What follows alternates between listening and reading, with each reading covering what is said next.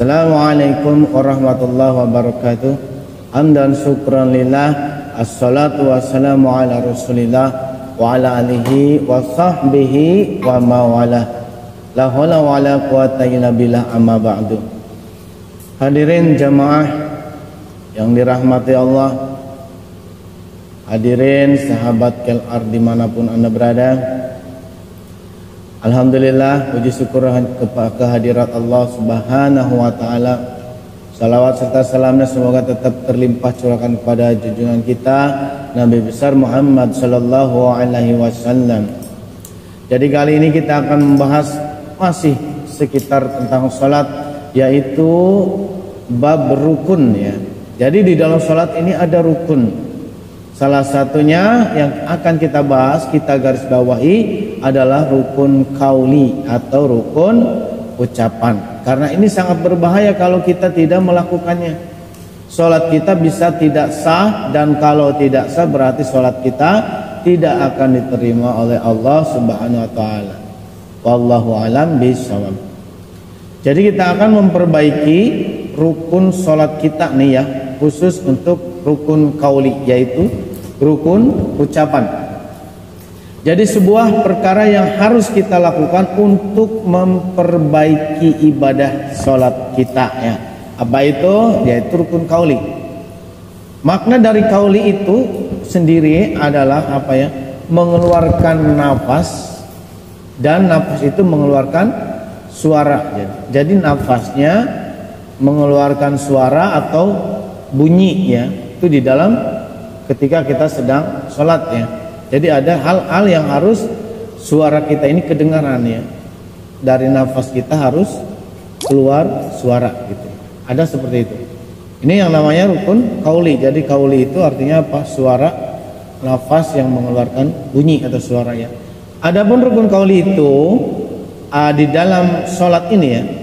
Di dalam sholat ini ada 5 tempat ya. Rukun qauli dalam sholat ini ada 5 tempat ya. Ingat nih, ada 5 tempat ya yang diwajibkan kita untuk apa istilahnya mengeluarkan suara ya.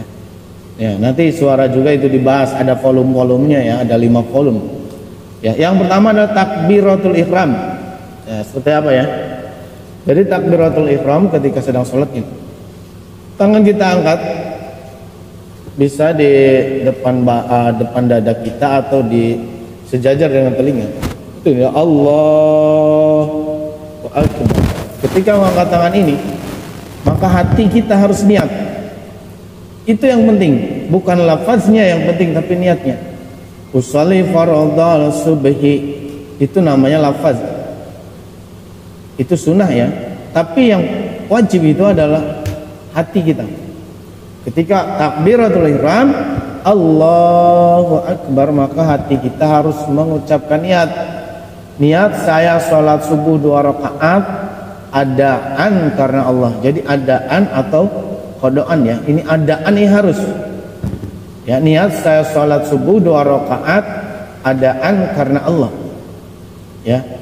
Kalau subuhnya kesiangan berarti kan bukan adaan lagi, qodoan ya. Niat saya sholat subuh 2 rakaat qodoan karena Allah ya. Jadi itu diucapkan ketika sedang takbir, dan takbir ini harus mengucapkan suara, mengeluarkan suara Allahu Akbar ya. Jadi nggak boleh bisu.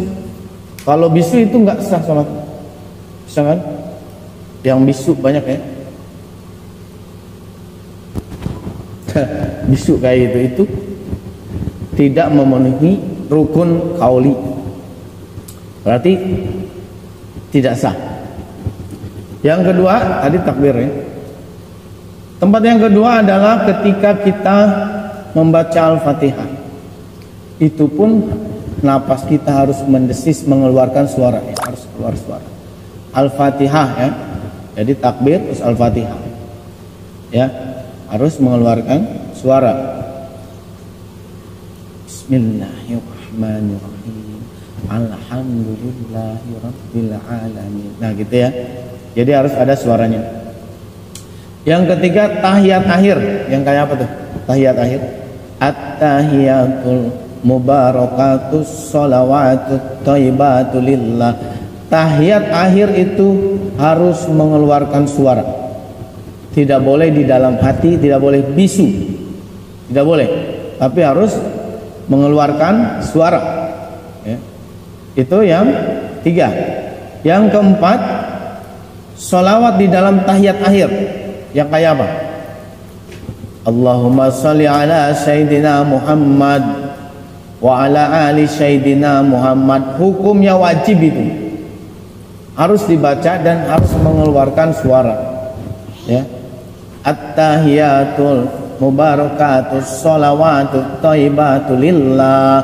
Assalamu alayka ayyuhan nabiyyu wa rahmatullahi wa barakatuh. Assalamu alayna wa ala ibadillahi sholihin. Ashhadu an la ilaha illallah wa ashhadu anna Muhammadar Rasulullah. Nih, salawat nih.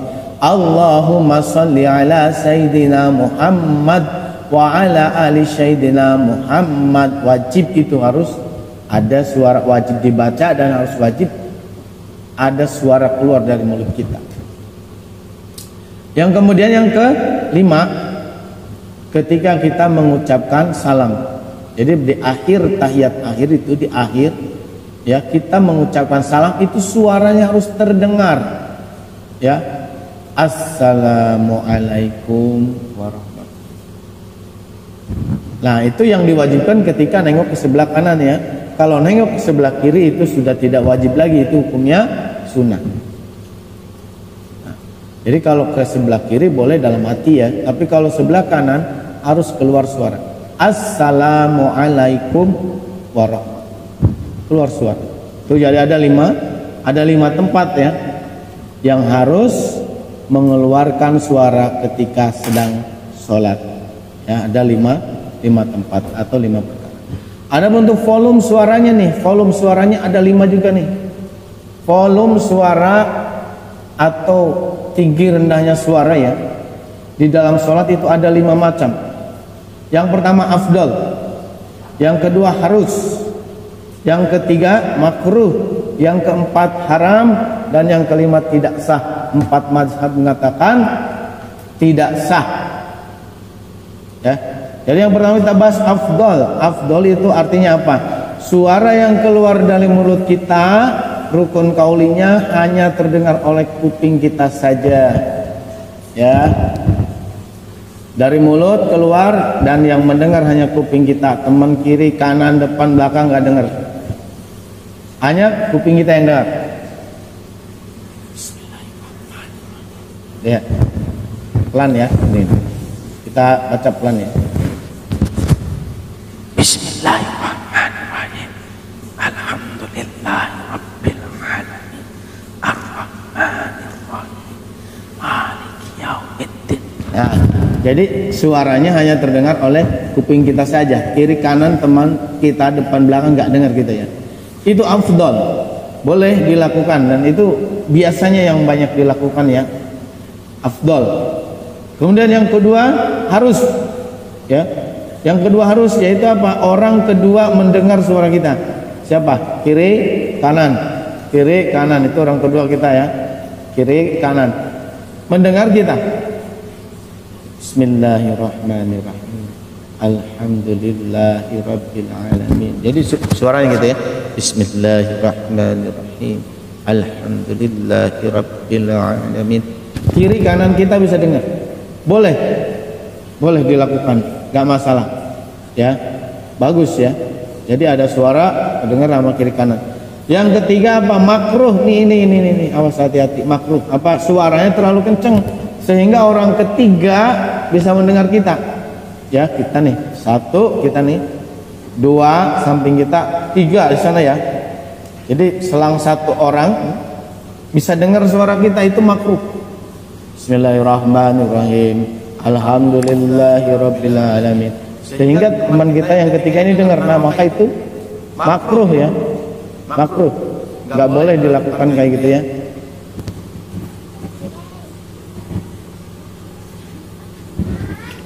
Oke. Kita lanjutkan lagi. Ada yang Yang ketiga ya, makruh hukumnya. Sekarang yang keempat nih, haram. Ya. Yang kayak apa? Suaranya terdengar seluruh masjid. Dengar suara kita seluruh masjid. Ya. Allahu Akbar. Bismillahirrahmanirrahim. Alhamdulillahirabbil alamin. Sampai semua orang dengar suara kita itu haram hukumnya. Ya, haram berarti tidak sah sholat. Jadi suara itu ada tingkatannya ya. Jadi kalau seperti itu suaranya, maka hukumnya bisa tidak sah lagi. Jadi yang kelima itu tidak sah ya. 4 mazhab mengatakan semuanya bahwa tidak sah itu ya. Yang kayak apa itu? Yaitu yang ketika sholat suaranya itu ada keluar tapi nggak jelas ya, ada itu yang disebut apa ya, mendesis gitu ya. Jadi kayak ular.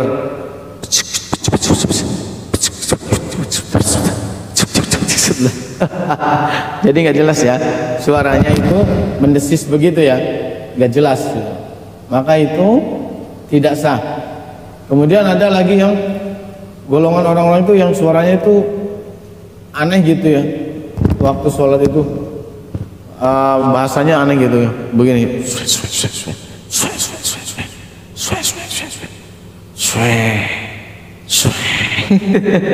gitu ya. Jadi itu udah nggak jelas juga ya, lebih nggak jelas lagi, gitu, apa kali ya maksudnya, itu tidak sah. Kemudian yang berikutnya adalah bisu, tidak ada suaranya sama sekali. Jadi selama sholat itu mulutnya diam, mingkem, nggak ada suara ya. Jadi gini,